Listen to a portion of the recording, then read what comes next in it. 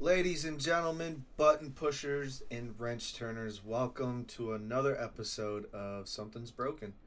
My name's Taylor Goodyear and I own TG CNC Service out of Wisconsin.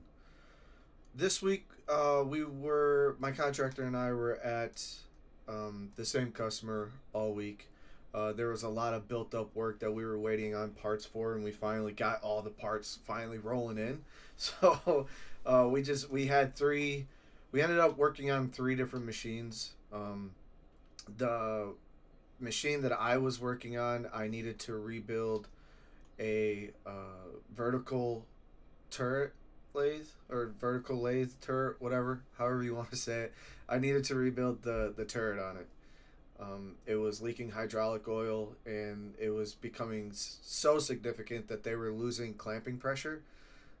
So we had to get seals ordered and whatnot from the distributor, and all those parts came in. So I spent most of the week rebuilding that thing, which kind of ended up being a nightmare for me a little bit. I'll kind of go into a little bit of details about it. My contractor was working on a NL 2500 tailstock rebuild. We finally got the correct parts in. So he went ahead and rebuilt that tailstock and got that all squared away and did some test cuts on it with a big old long piece of brass in there and whatnot. And yeah, so we got the tapered dial down to where the customer was happy. I don't know what the taper was. Whatever I think it was a thou.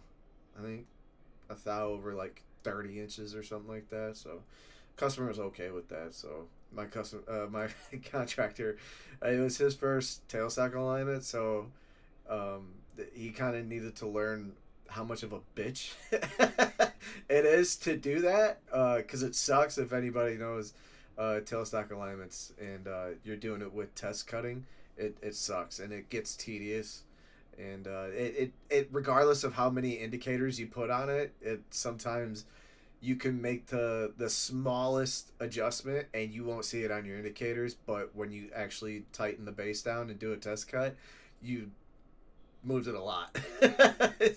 It's very tedious, but we got it to where the customer was happy, so that's all that really matters. He ended up working on another lathe, the clamp piston. I call it a clamp piston, whatever. It's not really clamping anything. It's the engagement pin, I guess. For this is an old lathe.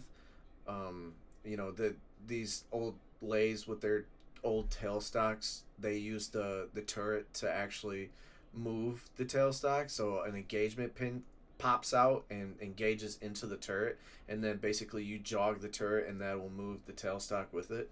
And then it's usually hydraulic clamping from there. They couldn't get the pin out.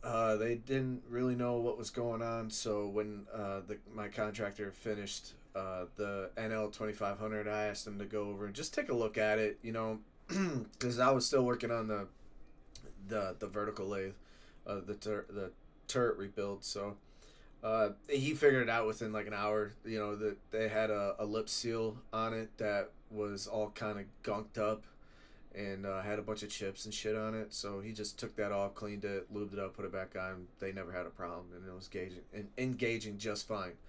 So back to what I was working on. God damn, there's not a lot of things that I hate in this world, but hydraulic indexing is right up there, man. I hate working on hydraulic indexing, and if any of you know, working on these older machines that have hydraulic indexing, it fucking sucks, man. There's just so many factors that factor in when trying to clamp up and trying to get timing down on hydraulic clamping. Now, this machine is an Akuma Hoa, however you want to pronounce it. So it's old. It's an old vertical lathe.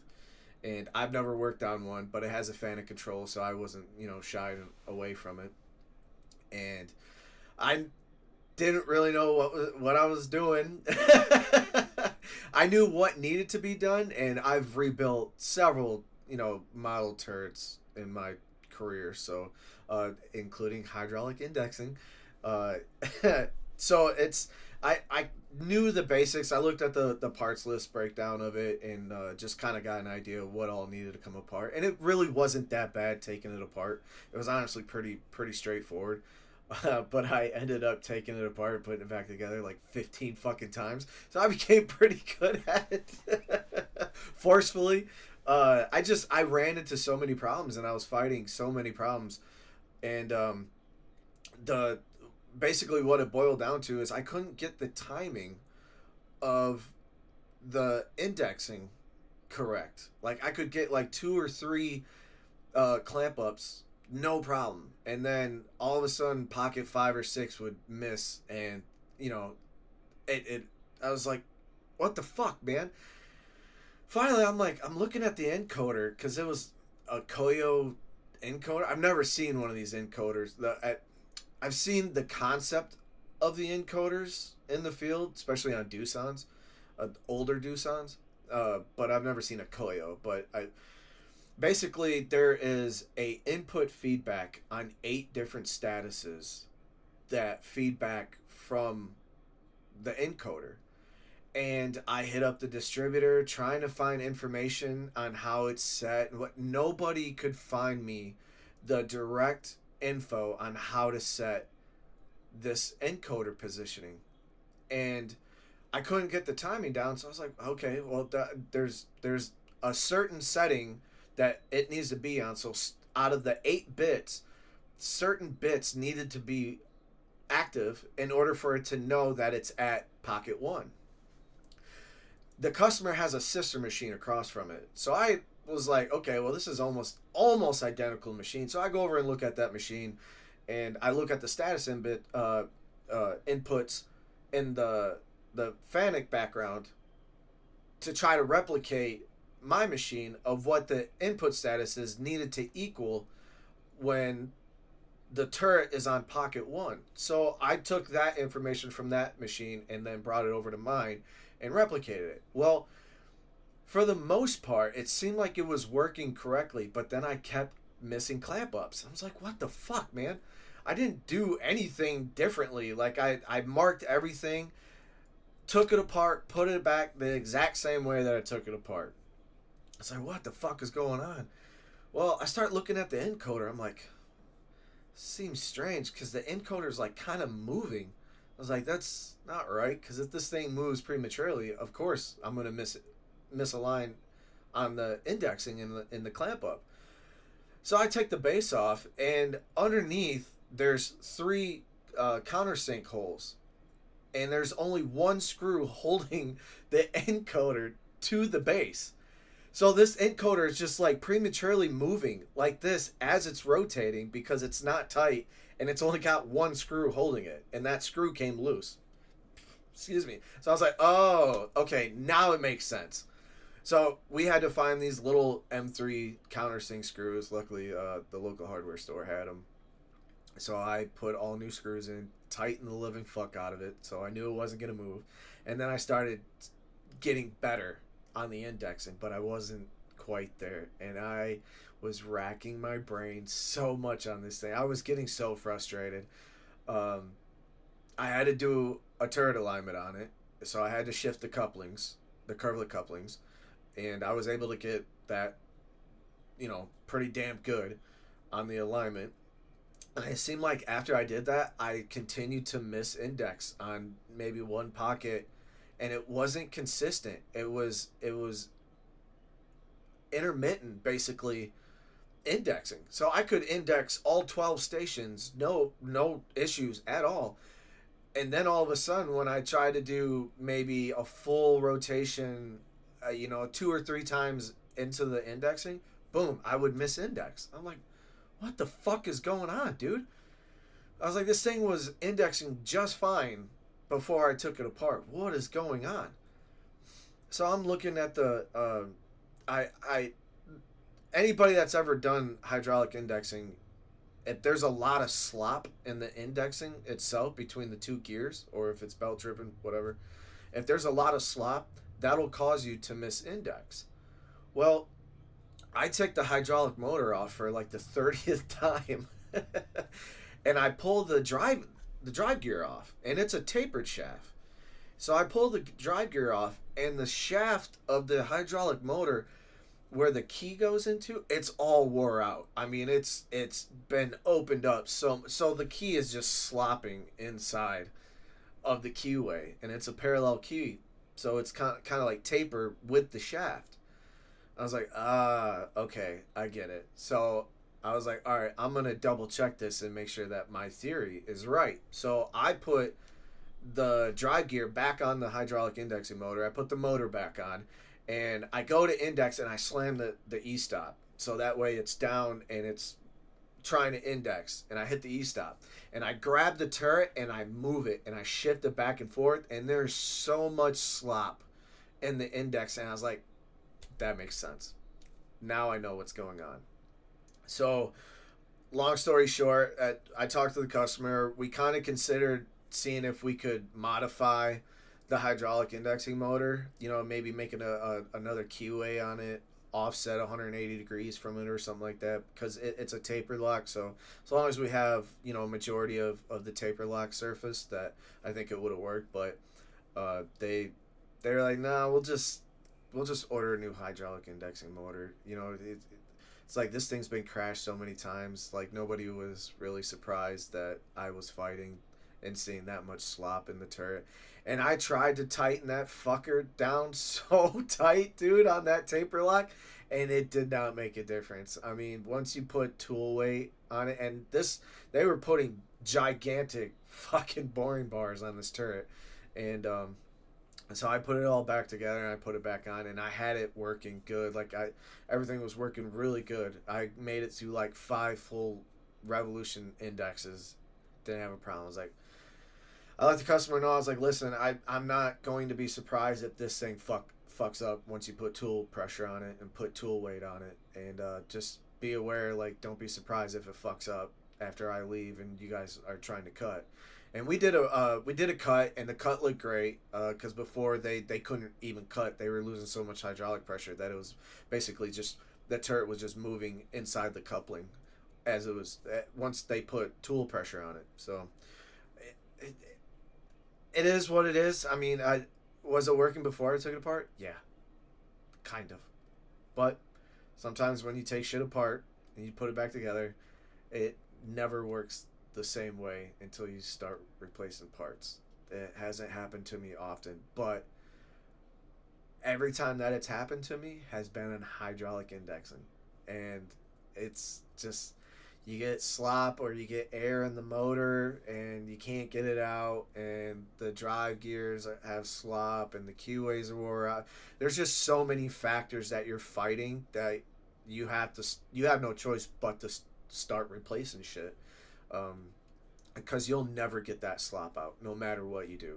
It's unless you cut a new keyway and get a new key in there and tighten everything up again, you'll never get it out. So we all came to the agreement that we would just order a new motor, new drive gear, new parallel key, and just start completely over from there, and hoping that that'll tighten all the indexing back up, and we won't fight indexing anymore. So it sucks. It sucks. It happens though. I mean, what really kind of tripped me out is I couldn't find any information on these machines, and that's me going through directly through the distributor.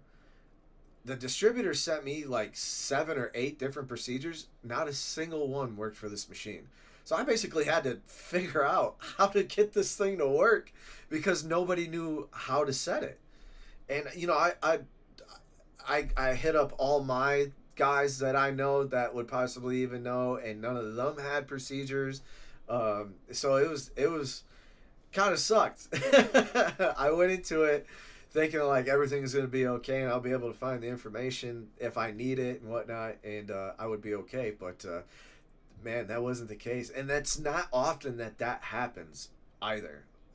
Usually 9 times out of 10, the distributor has all the information that you have if they're willing to give it to you. That's another big thing.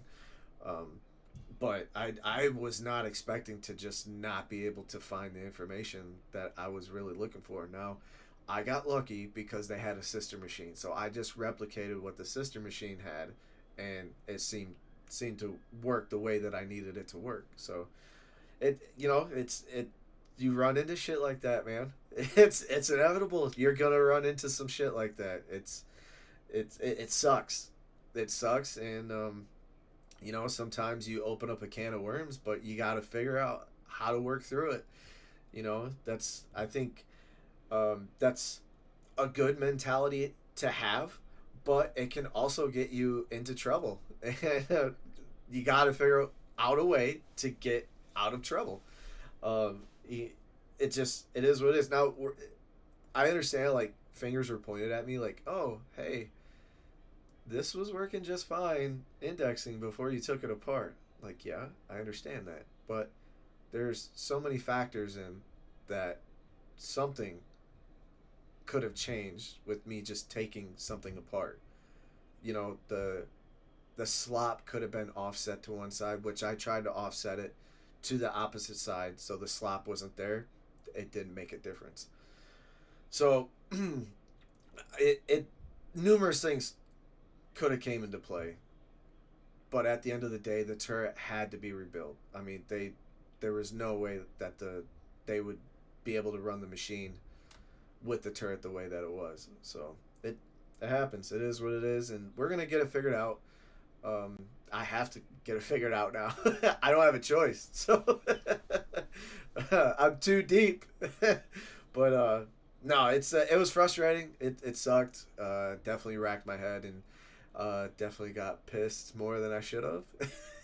Cussed at it a little bit, but it happens. It happens. And you just gotta stay calm and work through it. And there's always a solution. Always a solution. It's very rarely that there's not a solution for the problem. You just have to find the solution. And sometimes finding that solution is really hard. But there's always a solution. So you got to find it. And working on those older machines, you more than likely aren't gonna find anybody that knows the solution. So you have no choice but to, like, go through the struggle to find the solution. And it happens. Not often, but it happens.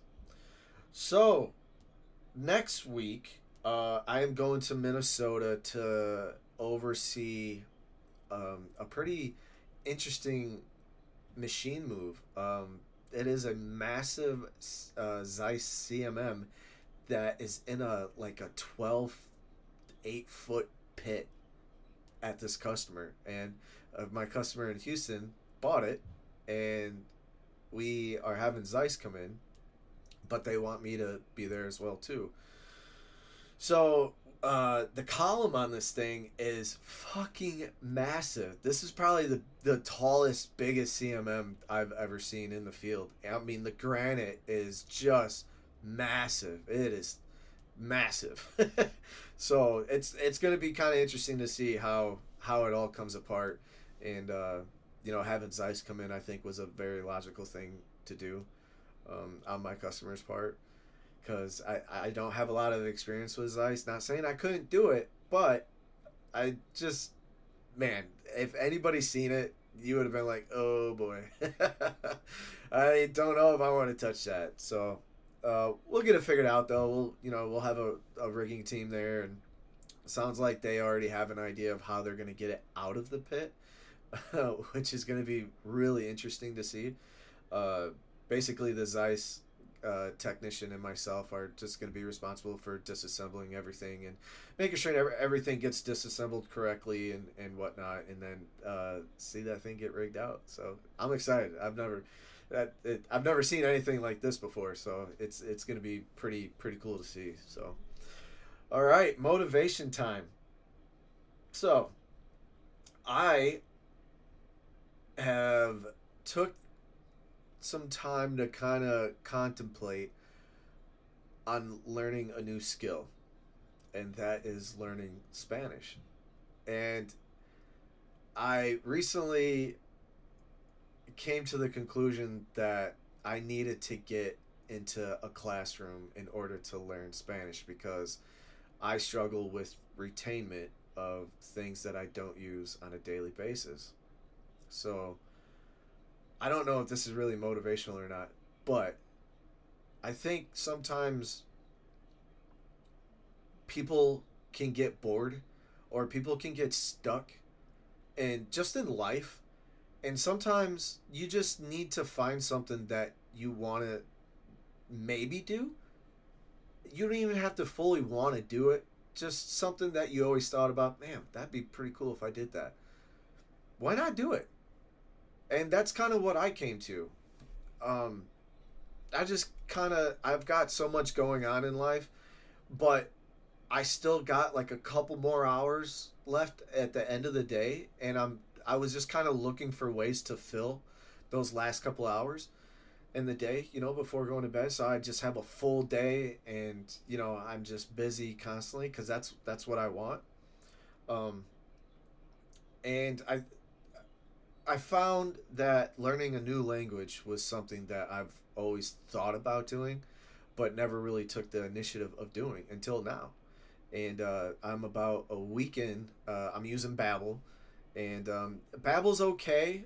My only problem is I'm not retaining what I'm learning, and I'm trying to figure out a different way to retain it. Because obviously I'm not gonna. I don't come from a Spanish background, so I don't have anybody to like constantly speak Spanish with, and I think that's gonna be the best way for me to retain, is just constantly talking with somebody, even if it's saying hello, my name is, 30 fucking times in a day. But I'll retain it that way, I think. Um, so if you, like I said, if you got something that you've always thought about doing, but just never really put it all together and like took the initiative of just starting, because a lot of the things like that, the hardest thing is getting started. That you can put that in with any category of anything that you want to do or want to start. The hardest part will always be getting started, and the more you procrastinate, of course you're never gonna start. So I think if you got something out there that you're you just got just a little bit of interest in of doing or learning, or experiencing, fucking do it, man. Why not? And that's like with me in Spanish, like, why not? And who knows, I maybe I could use it in business. I don't know. That's not really why I'm taking it. There, I have some other reasons I don't really want to talk about, but I have other reasons why I want to learn Spanish. And I just think it would be pretty fucking cool if I became pretty fluent in Spanish. And who knows, if I get out at a customer and that there's somebody there that their English is broken, and they speak Spanish very well. Hey, like, I might be able to help. Who knows? I don't know. I don't know. But I'm gonna continue to follow through with it. I'm putting a 3-year plan on it. So if I devote minimum an hour per day, and this is if I can actually find a way to retain it. If I devote an hour per day, I feel that within 3 years that I should be able to have full blown conversations. Writing it, maybe, I don't know, but definitely being able to speak it and understand it. That's the main goal for me, at least. So, well, thanks for tuning in, guys. It was a fucking crazy week, but we got through it, and we're getting machines fixed, and customers are happy. So, that's all that matters. But anyways, thanks for tuning in. I really appreciate it, and I will see you guys next week. We'll see you guys.